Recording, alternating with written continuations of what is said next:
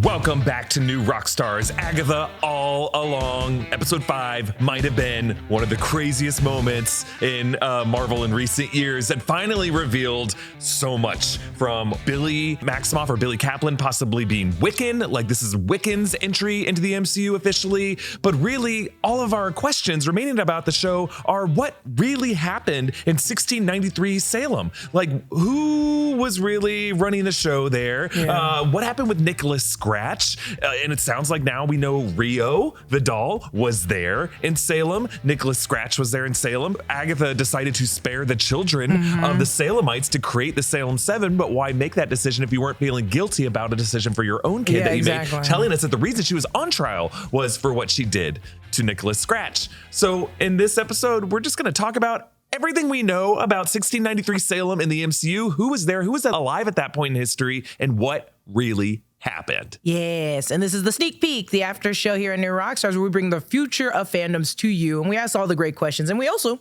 answer the biggest questions with our hosts, Jessica Clemons and Erik Voss. Hi, everybody. Thanks for joining us. I mean, what a week it's been. I mean, I love these kind of weeks. If you haven't already, check out Jessica and my reaction to episode 5. There's so much left on the cutting room floor that we just decided not to show. Yeah, well, we're talking about it in so many different ways. We have, again, New Rockstars is a big channel. And so like we talk on the break room, we have the after show, we have this show, we have our solo videos, our breakdowns, our Easter eggs. And it's like, there's so many rooms to talk about it. Right. And also it's a reaction. So it's immediately our thoughts versus like getting to sit in it for a minute. And some of our jokes that, you know, at least my jokes don't always make sense when you play them back. Your jokes are all gold. So I'm just like, don't cut any of Jess's jokes. Her jokes are the best. Maybe stupid. And that, I felt like it's very entertaining to watch though. It is very entertaining to watch and to see in live time what we notice immediately and can question.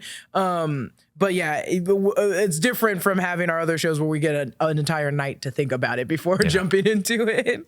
But what an ending to that episode. So good. See me in my crown, famously by Jewel. So let's move on.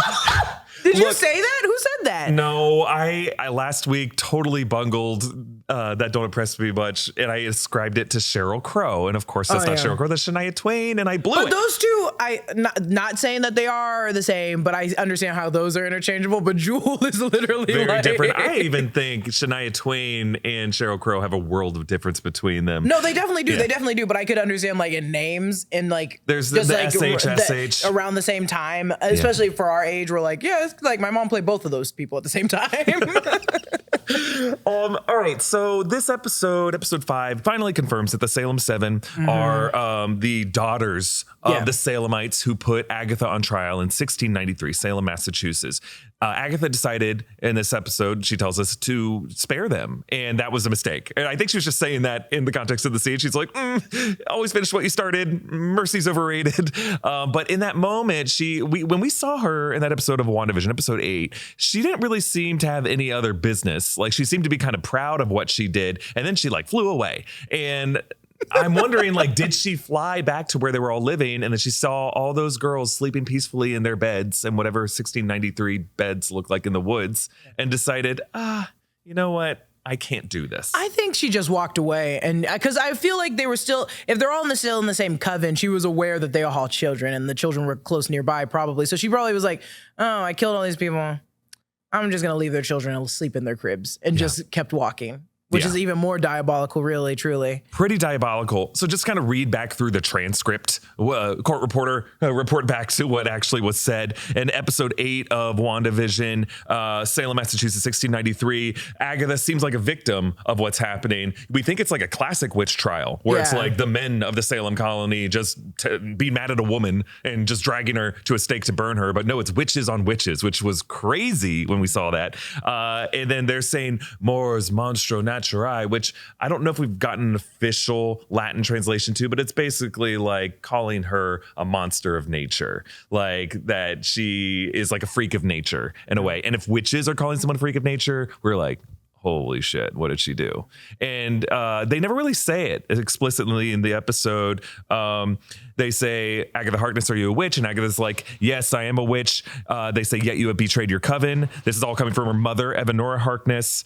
And Agatha goes, I have not. And then Evanora's like, you stole knowledge above your age and station. You practice the darkest of magic. And Agatha's like, I know nothing of these crimes. I swear it. And they're like, enough deception. And she goes, I did not break your rules. They simply bent to my power. And then they start chanting Mors Monstro Non Shirai, and then they blast her. We know what happens. She takes their power. She sucks them dry. But then it becomes like an Agatha versus Evanora moment of the mother versus the daughter. And Evanora starts to power up with this blue tiara. Yeah. And that blue tiara is now interesting context with the blue crown. That's true. That Billy gets. Billy, teen. He's still kind of technically teen, but his name is Billy, probably.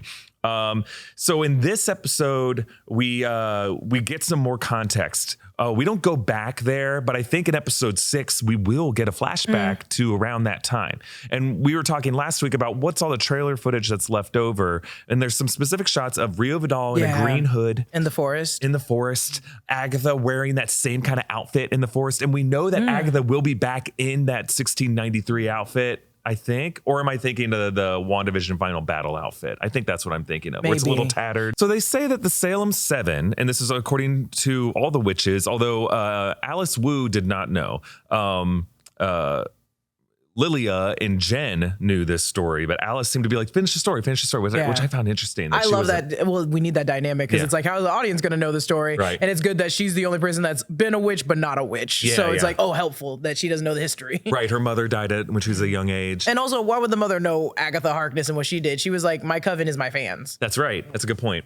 And then she's like, the Salemites, these were the women that she killed. They all had daughters, and they're witches who have survived to this day, but they seem kind of like barbaric and savage in a way that they have these cool outfits, these lacy masks, and they can transform into animals. And I think that is kind of this show's version of Salem's 7 from the 1977 Fantastic Four comic. We have Nicholas Scratch there, and he created through his children this group called Salem's 7 from New Salem, Colorado, and they have like animalistic appearances. So I think they're trying to have a version of this that's rooted in the mythology as it was established in WandaVision. So it's pretty different, but they're keeping the names intact. So like the main group in the show, her name in the credits is Vertigo. And Vertigo is one of the Salem 7. The others so far don't have names. They there's a fox, there's a cicada, there's a coyote, there's a snake, there's an owl, there's a crow. And a rat. Does Vertigo not turn into an animal? Vertigo is the cicada one. Oh, it's the cicada one. Yeah. Okay. But she turns into like a bunch of cicadas rather than just one cicadas, which I find interesting. But so these are the daughters. They're getting vengeance on Agatha. I don't know why it took them this long to find Agatha, but I think like she's just been stuck in Westview all this time under Wanda's spell and just coming out of the spell. Like I want to know like if Rio and Agatha had this past, why is Rio only now coming in? Like, is it just Wanda's spell in a way also protected Agatha during that time, and now Wanda's relatively recent death? She did mention like you disappeared. This was during their fight where she was like, you disappeared. You were hiding behind the Darkhold, and now that you don't have the Darkhold or your powers, like now you're in plain sight, and we can all see you. Yeah. So I think that's what it is. But I also do think there is something that she has like kind of tabs on Agatha where she can sense her. Like I couldn't sense her before, but now I can. Also, when you are the Green Witch, and she was supposed to be like the Green Witch, I'm like, oh, I think anything earthly you can feel and you can touch and be like, there they are, found them. Got it. It sounds like Rio Vidal must have been there. Yeah, we learned that in this episode of Agatha. She defends Agatha from like what the other witches are saying about her, that she was doing it because her mother was trying to kill her. So it was like defensive. When Evanora's ghost shows up later on during the Ouija board scene, they say, you must finish the witch's road without Agatha. And she's like, leave her with me. And then she tells her daughter, you were born evil.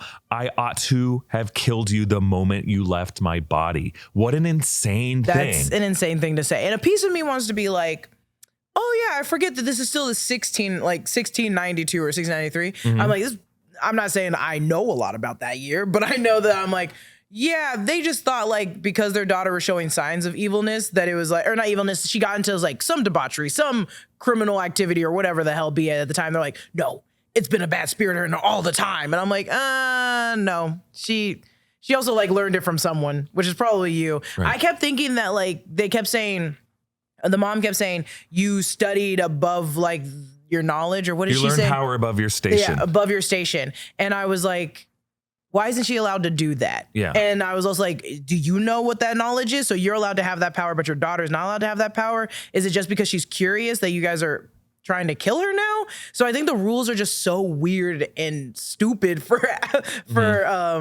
Agatha that her mom's just actually the evil one. Her mom's actually the bad person and all. And I know that she might have killed a son, but See, I think what they're hinting at, and I hope episode 6 gives us some like confirmations on this, but it sounds like Agatha as a young girl was at odds with the rest of the witches in her coven in Massachusetts. And traditionally, if you look at the history of witchcraft in the United States, in the Salem colony, it was just kind of a form of institutionalized sexism and patriarchy and just an excuse to kill and torture women who were calling you out on your bullshit, and to use the Bible to justify it in many cases. And these were kangaroo courts. The Crucible is a great play all about this. The Scarlet Letter is a great book about this. And it's just like a lot of men who are running these colonies who are already kind of like brainwashed by their own religious ideologies, using that to like settle scores with women. 100%. Do we, is there a piece of us, she says, knowledge above your pay, I keep saying pay grade, knowledge above your pay grade, knowledge above your station. I keep being like, oh, it's a Darkhold, but I'm also like, what if it was trying to bring back her son? What if her son was alive during that moment and then he died in that moment and she's been trying to bring it back, and it's like, it's not the Darkhold. It's that you're trying to resurrect something. We can't allow you to resurrect someone. See, that would make her a more redemptive, heroic character. That's what I think. If that's what they say about her, if we've gotten the story's just gotten bastardized over the years, which is often the case in history, and people are painted as villains and they're just trying to do the right thing, and then the story gets flipped around. Yeah, and it's easier. I'm sure Agatha lives the life of like, it's easier to be feared than loved. Like at this point, it's so much easier. She's the Elphaba of this story. It is, and it is. It's like, if all these people are going to say all this stuff about you, might as well just like play into it. Yeah. Might as well deal with it. We will see a future episode where Agatha is dressed as a Wicked Witch of the West, but it is specifically the Margaret Hamilton version, where it's purely the Wicked Witch as opposed to the Dina Menzel or Eden Espinosa Elphaba version. Well, I think that would give it away too much. Yeah. So that's why it's the Wicked Witch. But I do think she's Elphaba. Yeah. I think she's Wicked.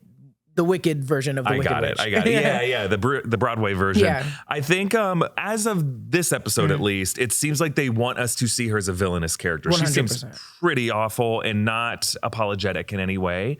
So I'm just going to like run with this idea. But I do like this idea that she was trying to save her son, or at some point she felt some pathos or guilt. Oh, I just think it's more than her studying the Darkhold. I'm like, that means I assume that the mom knows about dark magic. If the mom's like, you're learning knowledge above where you are, I'm like, oh, so you know it because you are above her. I thought the symbol of the crown on her head, I thought meant like she was the leader of their coven, the high priestess. And I was like, so she knows everything. She knows all of the magic, but you're not allowing your daughter to know it. So you're just being kind of a sneaky weasel about it. Yeah. But I'm like, that's why I was like, it has to be more than the Darkhold. It has to be. I wonder if in the 1690s in Salem, a lot of these people who were considered free thinkers were just banished from a lot of these colonies and established their own colonies. It sounds like that's kind of what happened with this coven. They had their organized 100. Structure, their own legal system to handle their own problems. 100%. So there's a suggestion there that they weren't just kind of camping out, that they were trying to build their own society. And I wonder if Agatha felt that kind of like, Magneto feeling like, why are we letting humans 100%. Dictate the rules of the way we live our lives if we have more power than them? I wonder if she's like, look, there is this Darkhold book. Maybe she found some kind of text about it. Maybe she could have sourced it. We know that there were other possessors of it based on that library card. Maybe she just came across this book, but wasn't able to open it or read it or understand it. But there's some kind of horrible spell she has to do to do that. And Evanora's like, no, we don't need to do this. We can just live in our own society. And she goes, no, we need to, like Magneto style, fight back. And if there's like this Scarlet Witch figure in this book that says that if one of us can just like summon our power and amass all the power of all the witches in the world, we can rewrite reality the way we want it to. we can become what's called like a nexus being. And I don't know, that's some Latin thing. And then Evanora's like, no, we don't want to start a war against humanity. And she's like, you're weak. So then she basically sacrifices her son. She gets the Darkhold, and then they put her on trial. They're like, you're a monster. See, but then it's like, then what does Rio have to do with any of this? So because Rio is there. If we think Rio is death, maybe Rio helps her do that. Maybe Agatha cannot kill her own kid. Like there's just like, she thinks about doing it. She's like, I can't do it. So she makes a deal with Death, and Death is like, I'll take care of this kid. You'll never see him again. And there's just some quiet moment where she just walks into the woods with this little boy, and he goes, Mama, stop. And then Death and this boy go out in the woods, and then Agatha just like, the book is now there in front of her. This is just theorizing speculation. These are theories and speculation. I have no idea. I do agree. I have that sneaking suspicion after episode 5 that Mama Stop was, if this was a Rio trial instead of an Agatha or a teen one or whatever, or what have you, I'm like, oh, I bet Rio is the only other person that has heard that baby say like Mama Stop and was able to like hear it. Who do you think, Rio? Yeah, I think Rio knows it, and I think Teen heard it because he was communing with Nicholas Scratch at the Ouija board. Yeah, I think someone, I wouldn't be surprised if Rio has seen that baby, is what I'm also saying, and during that time. So I think from the Salem 7, I think word gets around that there's this one witch in Massachusetts who did this, who has the Darkhold. And maybe the idea is the Darkhold is supposed to be something that like is passed around covens throughout the centuries. And it's just meant to be like a way to protect you and to just like add to the book, add pages to the book, kind of like a slam book. And you write some shit about like, hey, there's this guy, John Proctor, don't go on dates with him. Goody Proctor. And then they use this, they contain their spells, and it's a collectively shared book. And they're like, there's this wisdom of this demon Chthon from the ancient world. And we are now just adding this book. It's a living document. And then Agatha gets it, and she's like, mine. This is mine. I'm going to hold it for 300 years. It is interesting to be like, because we're seeing the classic like kind of witch and what they're doing when there's like, oh yeah, we also have witches that just do potions. We have witches that are the earth witch. We have a divination witch. There's so many different forms of witches. And I'm like, oh, this is interesting that we got the ones that follow the Darkhold. Or at least, and these ones might not even follow the Darkhold. They might be like, oh, we actually as a coven channel our magic through each other and through just like energy in the earth or energy in the world. And then the Darkhold comes through, and Agatha's like, I want to channel my energy through that. Like, I want to try me a piece of that. And they're like, we don't practice that magic. That magic is forbade for our coven. Yeah, I think there might be something to that. But I really like your theory that Agatha at one point tried to save her son or tried to get him back. Like my thinking is that maybe this past time she was down the Witch's Road happened more recent, or maybe happened shortly after Salem, but it was after the trial. It was after she killed the Salemites. And then some point, something else happened, maybe during Victorian times, because we've seen flashbacks to that in trailer footage. At that point, she's like, I want to go down the Witch's Road to try to get him back. And then she wasn't able to do it. And so that's what happened on the last time she was down the Witch's Road. But it's also possible she's never been down that road before, and that was just a lie. We've been thinking about that too. We've been thinking about that.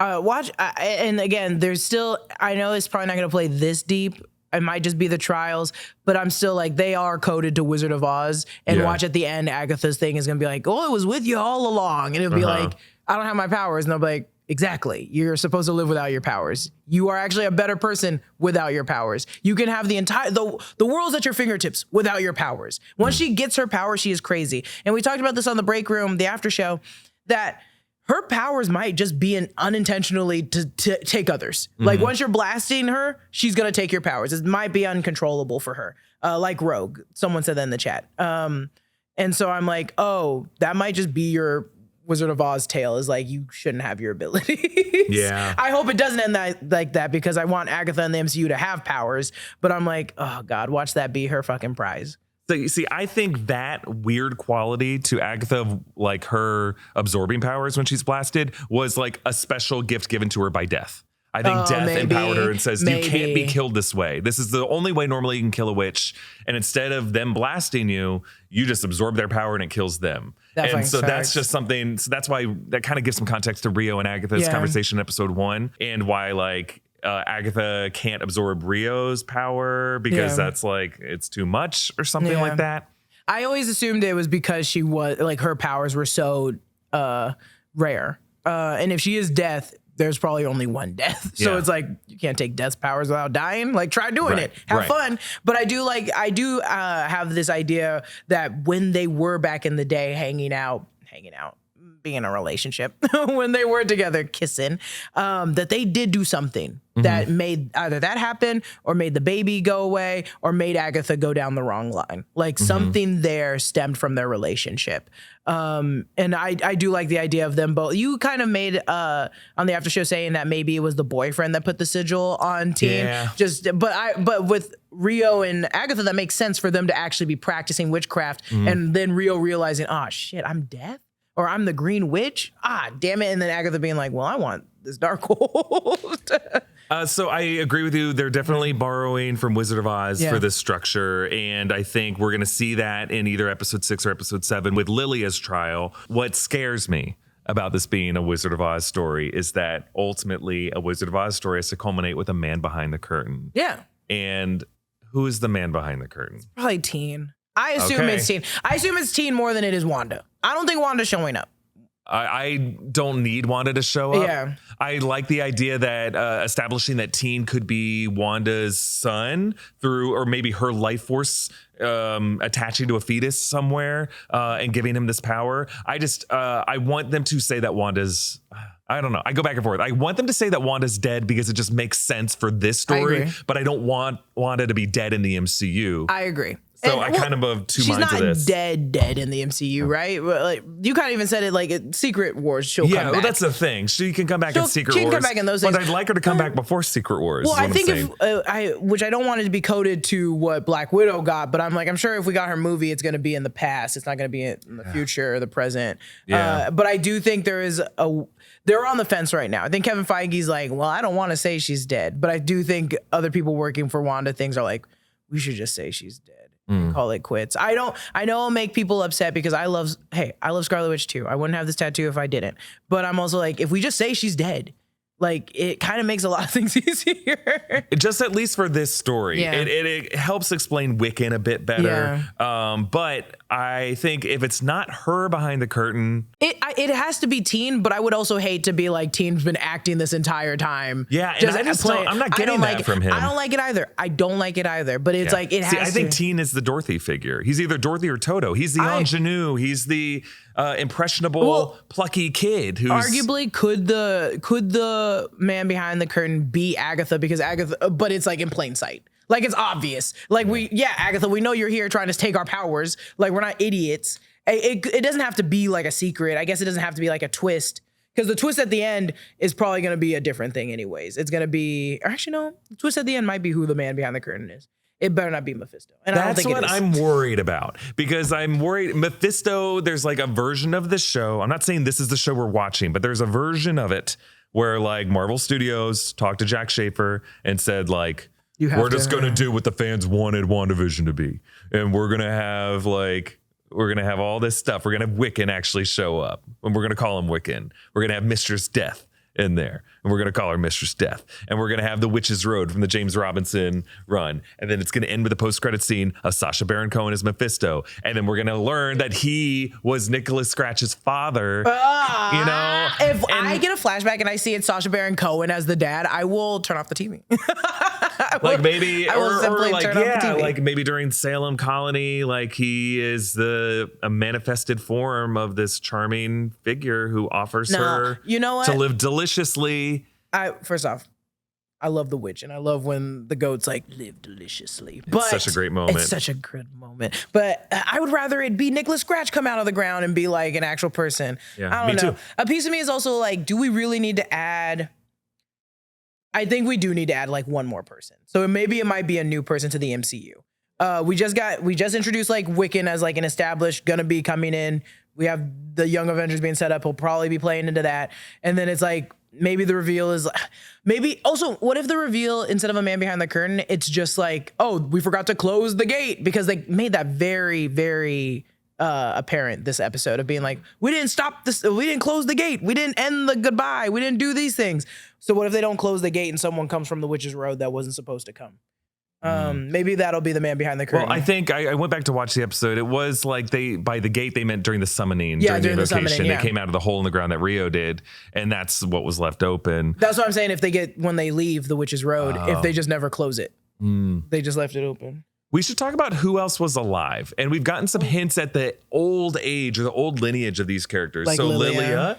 was alive in Italy during this time. If she's 450 years old, she was alive in Italy. I mean, you can learn to be a witch too, but like the fact that Lorna Woo's and theirs is a generational curse, I'm like, okay, so her lineage probably has people from the 1690s that existed with also witch powers. And Jen says she was an 11th generation root worker. And I was glad that many of you reached out and kind of explained what that means. It's a hoodoo tradition of someone who is involved in all types of botanical purposes. And it's like a spiritual practice. So technically all of the normal witches probably descended from people from around that time. But but if we're talking like old ass age, what about, no, not Tilda Swinton, right? Well, that's the thing. Yeah, the Ancient One, who knows? I assume the Ancient One was alive during this time. The Ancient One, as the MCU has depicted it, has been a very interesting thing because it is supposed to be a Tibetan character. And then they changed it to have kind of a Gaelic history. Tilda Swinton? Basically, Tilda Swinton's ancestry is now the Ancient One's ancestry. But you have to assume somewhere in like ancient Ireland, the Ancient One was hanging out. There's people at Carmitage. There has to be people within Carmitage that are like old as hell. There was probably versions of Kang the Conqueror. Oh, there's definitely a version of Kang the Conqueror. And you know damn well he was a sorcerer. You know damn well he was studying medicine. You know damn well he was studying medicine. Yeah. I think when it comes to like the X-Men, there would be Insaba Nur, probably in a sarcophagus somewhere. Apocalypse would be entombed somewhere. Yeah, so I just think there was a lot active during this point in history. At least all the characters in this show can kind of trace either themselves or their family history back to those times. So when we flash back to Salem, we might see other characters who had ancestors who are in this colony with them. I hope, not even in a horrible, gross way, but I do even hope we see the people without magic that were like, even men of that time that were just like, these women are witches. And then watch it be like a descendant to someone that's horrible in the MCU, like Obadiah Stane. Oh, fun. It'll be like Obadiah Stane's like great grandfather or some shit. Like that, they did that in Hocus Pocus too, I will say. They did that with Tony Hale's character. His dad was, his like great grandfather was one of the men that were like, witch! That's right. You have Archibald Hammer, who's over here. Oh, God. He said, not in my apothecary. I think we should also acknowledge, Odin and his forces came to Norway in 965 AD. The reason I bring it up is that Frigga and Loki practice a form of Asgardian witchcraft. They're called witches. So there are other witches that exist in other places in the MCU. There's characters like Ebony Maw, who is practicing a type of sorcery from the cosmic landscape.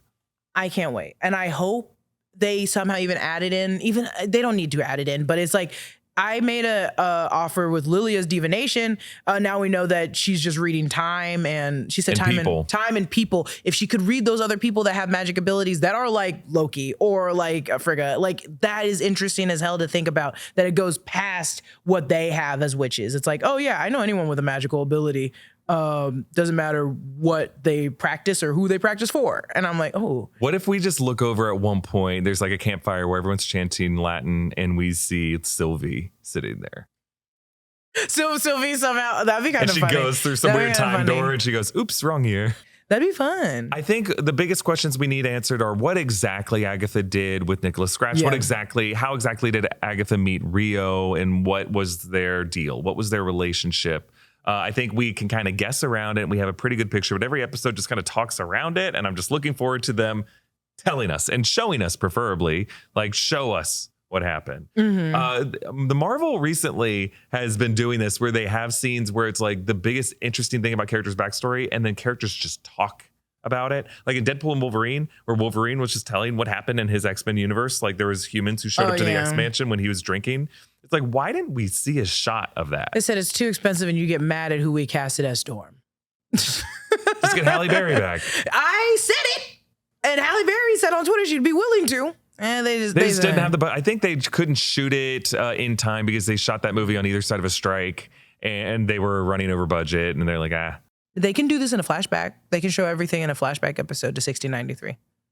So we were talking about this on the break room, but do you think there could be any other episode in the coming week other than a flashback episode?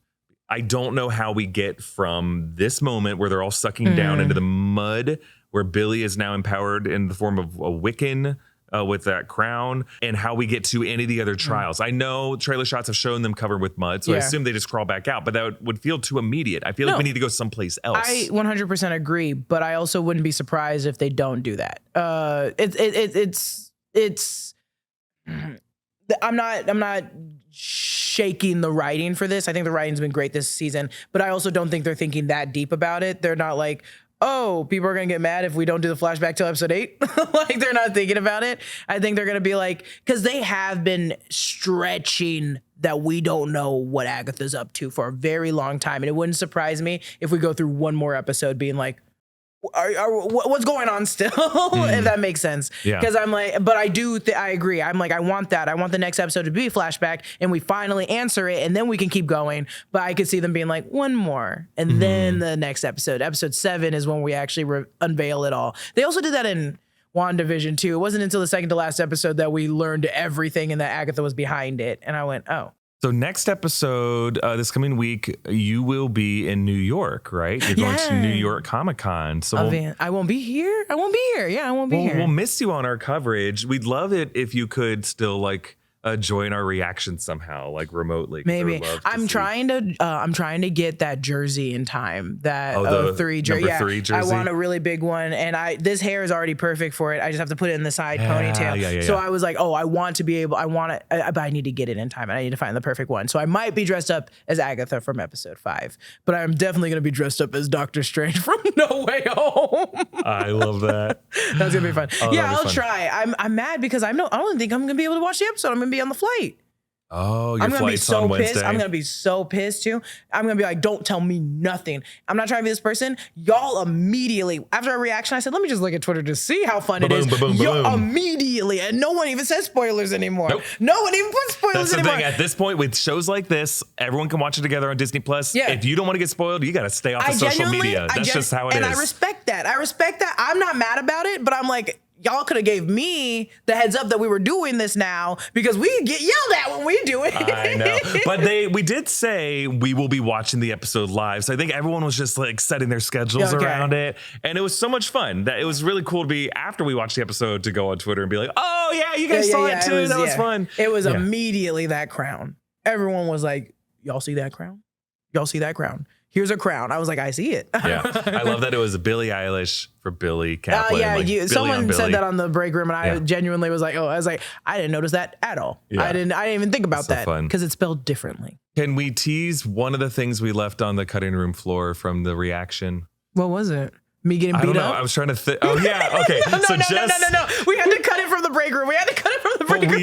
But how have we cut it from everything? I think we have weirdly enough. Yeah. It's not a secret. I can tell you guys if you want to message me on if you come at me on Twitter, or you just watch the lives. If you watch the lives, you hear it. It's not until we publish it. That's why you got to go on our live streams on YouTube and Twitch. 11 a.m. On Thursdays, I talk about the secret of what happened to me at the Agatha premiere.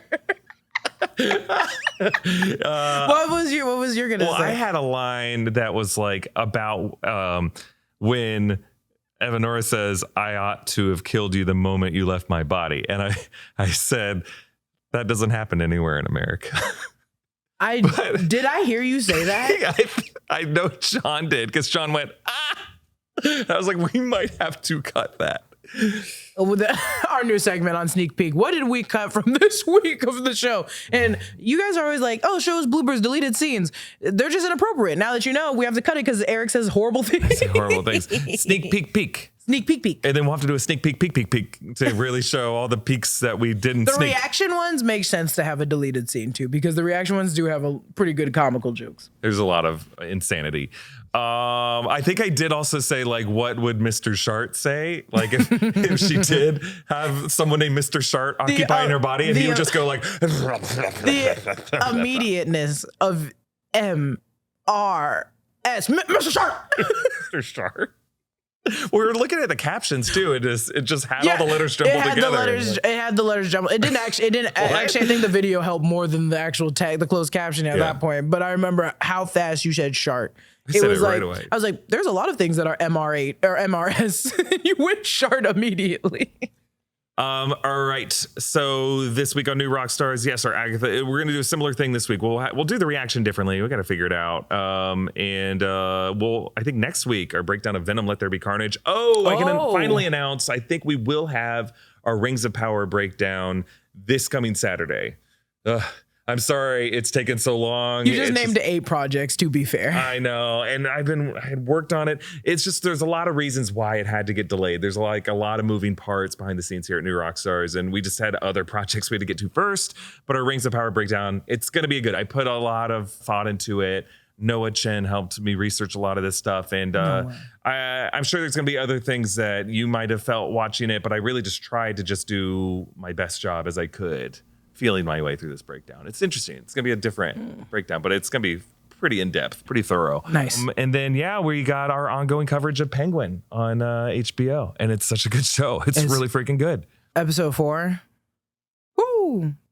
If y'all ain't watching it, go watch episode 4. You can watch episode 4 and then go back to episode 1 if you want. Episode 4, though.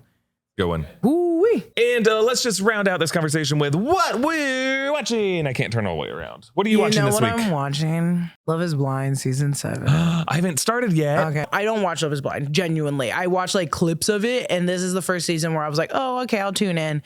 Because now I kind of like it. Brandon is, which I agree with wholeheartedly. You can't have shows like this because people are just going to want to get on to get famous. You can do that on The Challenge. You can do that on Survivor because that's fine. That's what you're supposed to do. Yeah. But on this show, you're supposed to find love. You're supposed to find love. Also, 10 toes down on this. Stop doing The Bachelor and stop doing these love shows with people that are 21 or 22. They gotta be in their 30s, dude. Yeah. They have to. These people are still babies and they don't understand what a relationship really is, or especially, let alone marriage. Yeah. And I'm like, this show can work. It just has to be with people that have also lived a life, who have left college. Some of these people are like, I just graduated. I'm like, what? What? And you're getting married to a stranger in a pod? I don't know. Either way, whoo, this season's weird as hell. Oh, well, now I'm excited to see it. There's only one couple that's like okay, and they're boring right now. They're getting better, but they're like just boring and weird. Everybody else is batshit crazy. What are you watching? Just because TikTok kept recommending me. TikTok understands me better than I think anyone in the world does. It's disgusting, and but it's true. They're like, you like Shawshank Redemption? 36-year-old white man? You're going to get Shawshank Redemption clips. And it is like, I think, my favorite movie of all time. I love Shawshank Redemption. I've seen it so many times. And Kelly and I watched it over the weekend. We have the DVD for it.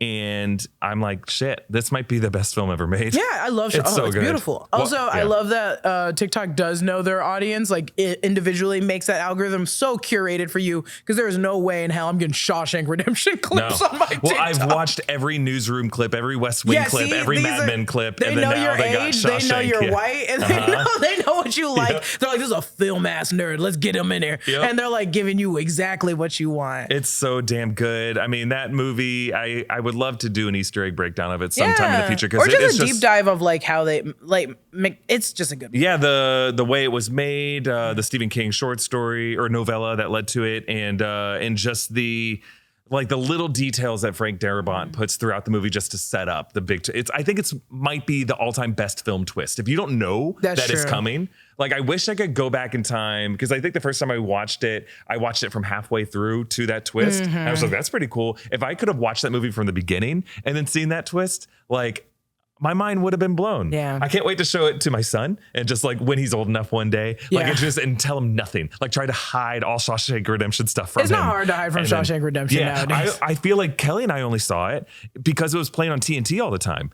And there's no more TNT. There's no more cable to watch. You got to know that movie exists and go find it. So I'm kind of excited to just drop it on him one day. Blow his mind. Yeah, that's a weird movie to just like watch out of the blue. I haven't watched Shawshank Redemption since I was like maybe in high school. And that was like, I watched it before high school, but I remember just being like, oh yeah, I should watch Shawshank Redemption because it's a really good film. And then I went, yeah, it's a good movie. And I never watched it again. My roommate in college had a cat named Shawshank because he was a really fat cat. And when they found him at the pet place, he was like pressed up against the little bars. Like it was a little jail. And they were like, we're going to name him Shawshank. That's a good name for a cat. He was perfect. Lived to be 16 years old. Old as hell. Wow. Cats. Well, both Erik was here and Jessica was here, but Brooks is still there. Neither of us are Brooks. This has been an episode of The Sneak Peek, and let us know in the comments below what you think is coming up down the pipe for Agatha. Yeah. Is it going to be Andy Dufresne crawling out of it for freedom, or is it going to be some other shitty pipe dreams? Stop. Because they're getting muddy, and is it mud or is it something else? What is the movie that had them all screaming coming out of the mud in the rain? Is that they're coming out of the rain? Oh my God, with John Goodman? You talking? Oh, you know that scene? Is that the Nicolas Cage movie? Let me know in the comments below. Let me know in the comments. Follow Jessica at Lulu_Clemons. Follow me at EA Voss. Hey, we got some amazing shirt designs available at nerdright.shop. This is our Rio Vidal Green Witch shirt. Really, really cool. Really great holiday gift option for that special nerd in your life. Hi, Kyland. Hope you're watching it all the way through. Stop. We love you. You're so nervous when you say his name. You're like still so starstruck. All right. Thanks for watching, everybody. Bye.